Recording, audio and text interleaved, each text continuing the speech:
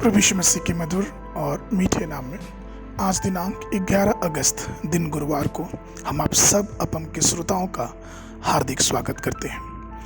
आज के दिन के लिए जो वचन है वो लिया गया है लुक्का रचित सुसमाचार 22 अध्याय 32 पद। वचन इस प्रकार से कहता है, परंतु मैंने तेरे लिए विनती की कि तेरा विश्वास जाता ना रहे और जब तू फिरे तो अपने भाई को स्थिर करना। प्रभु में मेरे प्रिय लोगों, दिन प्रतिदिन के जीवन में वास्तव में हमारे विश्वास की परीक्षा होती है। शैतान अनुमति मांगता है कि वो हमें गेहूं की तरह छान ले, परंतु यहोवा कहता है कि उसने हमारे लिए प्रार्थना की है कि हमारा विश्वास टूट न जाए।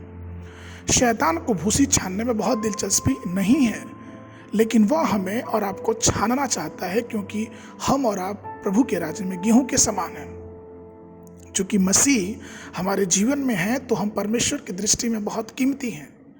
आपको पता है कि जब चोर चोरी करने आता है तो उसे बेकार गंदे कपड़े या टूटे बर्तन में कोई दिलचस्पी नहीं होती, बल्कि वह कीमती सोने के गहने, नगदी, महंगे कपड़ों को लूटने की कोशिश करता है। उसी तरह शैतान केवल गेहूं के कीमती दानों की तलाश में है, भूसी की नहीं। आप अमूल्य हैं। आपकी आत्मा, आपका अभिषेक और प्रभु द्वारा दिया गया अनंत जीवन जो बहुत ही मूल्यवान है। सबसे बढ़ के आपका विश्वास बहुत ही कीमती है। जब शैतान आपकी परीक्षा लेने आएगा तो वह आपके उस बहुमूल्य विश्वास को लूटने पर प्रयास करेगा। साथ ही कोई है जो आपके विश्वास की रक्षा भी करता है, और यह कोई और नहीं वरन हमारे विश्वास के रचयिता हमारे प्रभु यीशु मसीह हैं।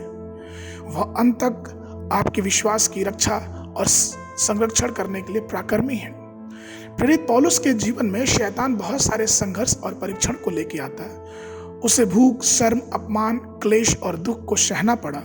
उस हिंसक संघर्षों के बावजूद भी अंत में पौलुस ने विजय की घोषणा करते हुए 2 तीमुथियुस 4:7 में उसने इस प्रकार से कहा कि अब मैंने अपने विश्वास की रक्षा कर ली है।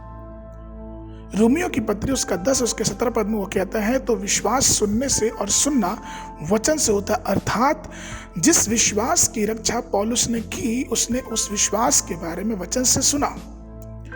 इसलिए हमें वचन को थामे रहना है। प्रभु के प्रिय लोगों, क्या शैतान आपके जीवन में परीक्षाएं और प्रलोभन को लाकर या आपके रास्ते में फंदे डालकर आपको पछाड़ने की कोशिश कर रहा है? परमेश्वर के वचन को थामे रहें, और जब आप पवित्र शास्त्र की वचनों को घोषणा करते अपने जीवन में तो आपका विश्वास और दोगुना बढ़ता जाएगा। इसलिए आइए हम परमेश्वर के वचन में बंधे रहें और उसी में बने रहें, और शैतान के किसी भी तीर से हम लोग विचलित ना हो, विफल ना हो, परंतु वचन में और भी आगे बढ़ते जाएं। आज के मनन के लिए इब्रानियों की पत्री उसका 12 अध्याय 1 पद।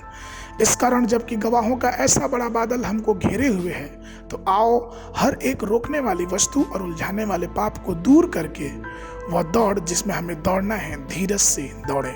सुबह के समय बाइबल अध्ययन के लिए भजन संहिता 81, 82, 83 अध्याय, और संध्या के समय रोमियो की पुस्तक उसका 11 अध्याय 19 पद से लेकर 36 पद तक।